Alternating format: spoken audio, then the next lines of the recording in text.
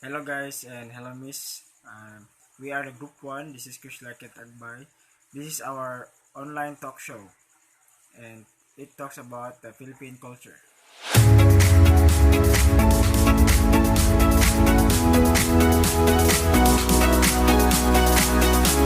James, please tell us about Philippine cultures. No problem, Sir Brandon. So Philippine culture is a mixture of influence of indigenous tradition and cultures of the first traders and conquerors. Then the Spanish conquest of the Philippines under Spanish rule, which lasted over 23 years, made a major contribution to Philippine culture.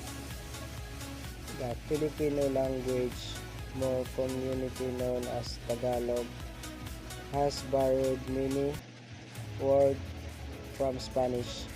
Most of the celebrated traditions are a mixture of Christian, pagan, and other local ceremonies. For example, every year towns across the community hold large feasts reminding the patrons of saints of the towns. Barangays or district festival often feature folk dancing competitions, and some places there is even a cockpit. Such traditional are also held in the countries occupied occupied by the Spanish. In the southern part of the country, most Muslims also celebrate their traditions and customs. Back to you, Sir Brandon.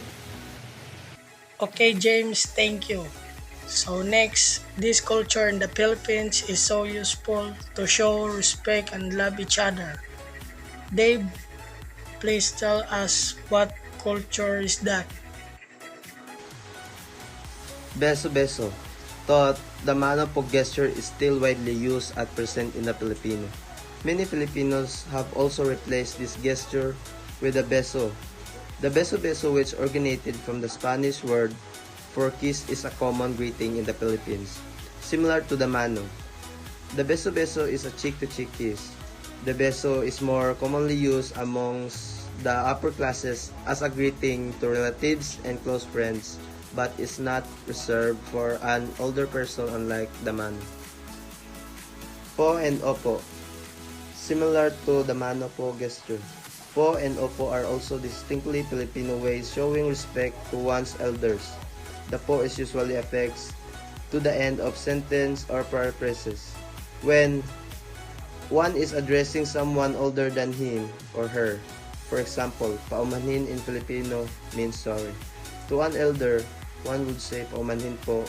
The word po alone has origins as a respectful honorific, but in contemporary times, it does not carry past implications anymore beside its contemporary meaning to add formality as sign of respect.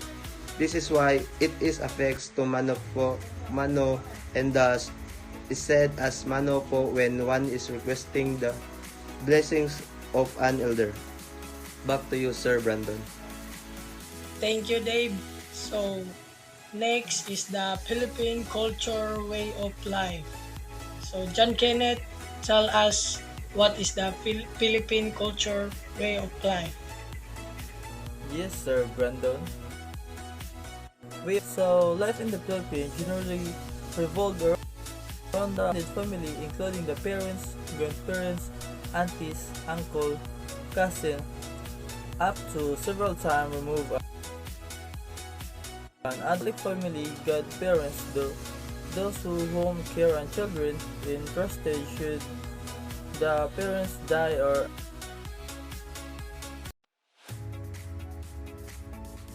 otherwise in the kinship network. Member of extended family typically for the major life events such as the baptism and circumcision for Muslim Filipino, and marriage as well as for major religious and other national holiday. Among the religious holiday official observed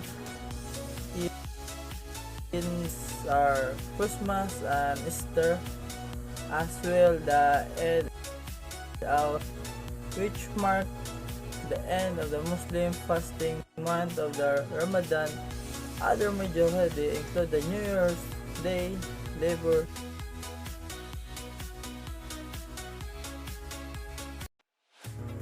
June 12. Whether the festival fair, the everyday food, major meal in most Filipino society are built around boiled and steamed rice or rice noodles. Small amount of meat included in non-Muslim communities.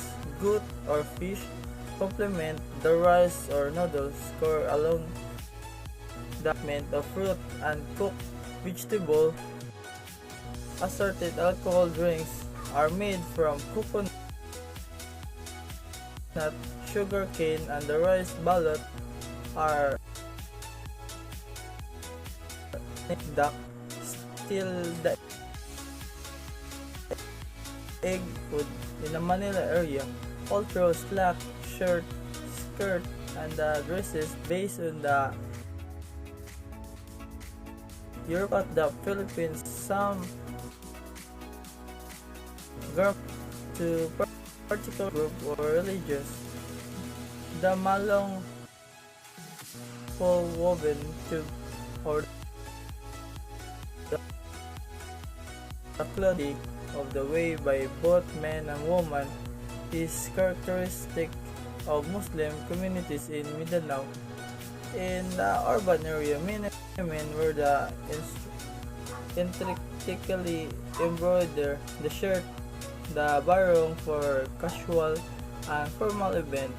On a special occasion, urban women men wear the terno as long dress characterized by broad butterfly sleeves that rise slightly at the shoulder and extend about to the elbow. Many of the smaller ethnic group has characteristic either for event or special.